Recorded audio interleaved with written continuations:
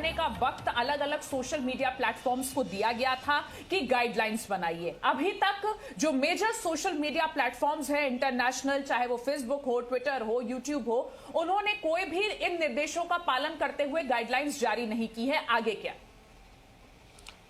बिल्कुल अदिति, देखिए जो इन कंपनियों को भारत में अपना बिजनेस बंद करना है या नहीं करना है, ये इन कंपनियों के ऊपर तय करना है कि उनको रखना है या नहीं रखना है। भारत सरकार का आमतौर पर एक ही दिशा निर्देश था कि आप यहाँ पर कॉन्टैक्ट पर्सन रखिए, जो शिकायत होती है उसका निवारण करिए, आपत्तिजनक जो कॉन्टैक्ट कंटेंट है उसका निष्पादन करिए। तो ये बहुत बड़ी बात नहीं थी, लेकिन ये सब कंपनियां कह रही थी कि 3 महीने की जगह पर 6 महीना दीजिए, क्योंकि हमारा हेडक्वार्टर अमेरिका में है। आप देखिए कि यहाँ से करोड़ों उसके दर्शक भी, करोड़ों उसके कंज्यूमर हैं, करोड़ों अरबों रुपया यहाँ से कमाती है, लेकिन ये कंपनियां भारत सरकार के संविधान को मानने को तैयार नहीं है, भारत सरकार के कानून को मानने को तैयार नहीं है। अमेरिकन हेडक्वार्टर से उनको परमिशन लेना है, आप परमिशन 3 महीने के अंदर ले लेते हैं, लेकिन अभी तक नहीं लिया। आज मियाद पूरी हो रही है। और देखिए सबसे बड़ी जो इनको परेशानी हो सकती है, अभी तक IT एक्ट के 79 धारा के अनुसार इनको इंटरमीडियरी यानी बिचौलिए की एक स्टेटस दिया हुआ था। और जाहिर सी बात है, अगर कोई कंप्लेन होता है तो कंप्लेन इन कंपनियों के ऊपर नहीं हो सकता था, इनको कोर्ट में नहीं ले जा सकता था।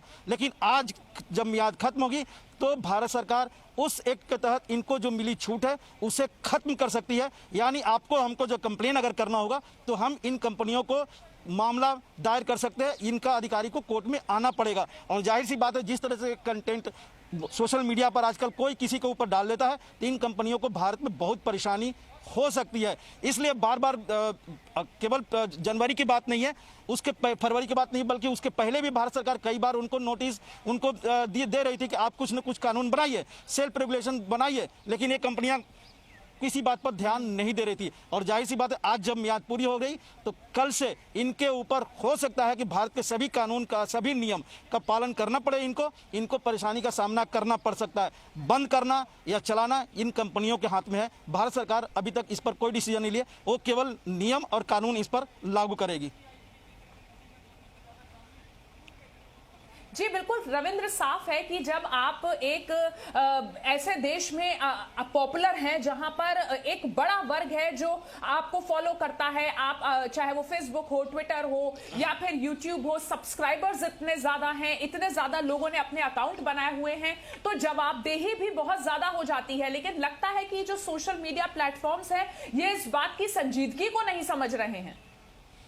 बिल्कुल, आप देखिए कि ट्विटर का अगर मामला देखा जाए तो इसने एक फैक्ट चेकर रखे हुए, किसी भी जो पोस्ट होता है उसको खुद ही फैक्ट चेक करते हैं, उसको निरस्त कर देते हैं या फिर उसको एक्सेप्ट करते हैं। अभी जो मामला लेटेस्ट आया था टूल किट को लेकर, उसमें एक हैशटैग चला था और वो मामला अभी जांच के दायरे में था, लेकिन उन्होंने फैसला ले लिया ट्विटर ने कि ये गलत है, उसको हैशटैग को एक तरह से बंद कर दिया। भारत सरकार को उसके बारे में उनको नोटिस देना पड़ा, जवाब मांगना पड़ा है। तो कहीं ना कहीं ये मनमानी कर रहे हैं, क्योंकि उनको लगता है कि भारत में जो कानून है, भारत में जो कंज्यूमर है और भारत में उनकी जो पॉपुलैरिटी है, उससे भारत सरकार को कहीं ना कहीं दबना पड़ सकता है। भारत सरकार उस तरह से कठोर कदम नहीं उठा सकती जैसा कि अमेरिका में होता है। वहाँ पर अमेरिका में आपने देखिए सीनेट में सबको बुलाया जाता है, उनको जवाब देना पड़ता है, वहाँ पर कार्रवाई भी होती है। भारत में ऐसा नहीं हो रहा है। यहाँ पर भी बुलाया जाती, स्टैंडिंग कमेटी में उनके अधिकारी आते हैं, लेकिन बहुत लापरवाही से आते हैं। जवाब भी आप देखिए कि जिस तरह से जवाब वहाँ पर दिया जाता है, उनको ये लगता है कि भारत में उनके खिलाफ कोई कार्रवाई नहीं हो सकती। लेकिन आज जब मियाद पूरी होगी और जो उनको छूट मिली हुई है वो छूट खत्म हो जाती है, तो जाहिर सी बात है उनको भारत में बहुत बड़ी परेशानी का सामना करना पड़ सकता है। और शायद इसलिए अब इन कंपनियों को सोचना पड़ेगा कि जो नियम कानून भारत सरकार ने बनाए हैं उसको कंप्लायंस करना उनके लिए अति अनिवार्य होगा, नहीं तो उनके लिए यहाँ बिजनेस करना काफ़ी मुश्किल हो सकता है।